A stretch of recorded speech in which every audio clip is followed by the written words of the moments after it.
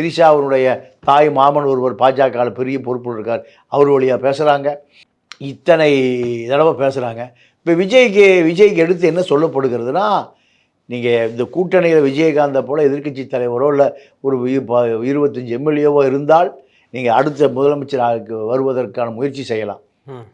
நீங்கள் கூட்டணியில் சேரல 10% 5% வாக்கு வாங்கினீங்கன்னா 5 ஆண்டு காலம் உங்கள் மீது யார் ஆளுங்கட்சியாக வருகிறார்களோ அவர்கள் உங்களை கடுமையான விளைவுகளை சந்திக்க வேண்டும்னு மிரட்டல் நடக்குது. ஒரு பிரபலமான அச்சு ஊடகம் ஒன்று சார், அவங்க ஒரு ஆர்டிக்கல் எழுதுறாங்க, அதை ஒரு நியூஸ் கார்டாக போடுறாங்க. அதில் என்ன சொல்கிறாங்க அப்படின்னா, இந்த ஆஃபரை நம்ம எடுத்துக்கிட்டா அது வந்து தற்கொலைக்கு சமம்னு சொல்லி ஜான் சொல்கிறாரு தாவேக்கால அப்படின்னு எழுதுறாங்க. அவங்க கட்சிக்குள்ள என்ன பேசிக்கிறாங்க இதை பற்றி தாவேக்காக்குள்ள? அதாவது தாவேக்காவுக்குள்ள ஒரு 3 கருத்து இருக்கு.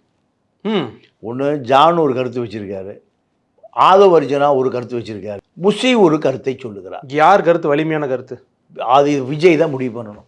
3 பேர் கருத்தையும் கேட்குறாரு. 3 பேர் கருத்தையும் கேட்குறாரு. 3 பேரும் 3 விதமான கருத்தை சொல்லுகிறார்கள். ஜான் ஆரோக்கியசாமி தனிச்சே நிற்கணுங்கிறார். புஷி ஆனந்த் என்ன நினைக்கிறாரு, அதிமுகவோடு கூட்டணி சேரலாங்கிறார். ஆதவ் அர்ஜுனா அதிமுகவோடு கூட்டணி சேரலாங்கிறாரு.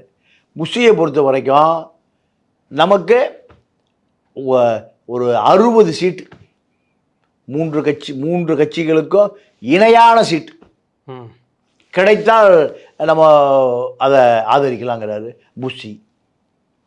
இப்போது இந்த 3 கருத்தில் விஜய் எதை முடிவு செய்து எடப்பாடியோடு பேச போகிறார்?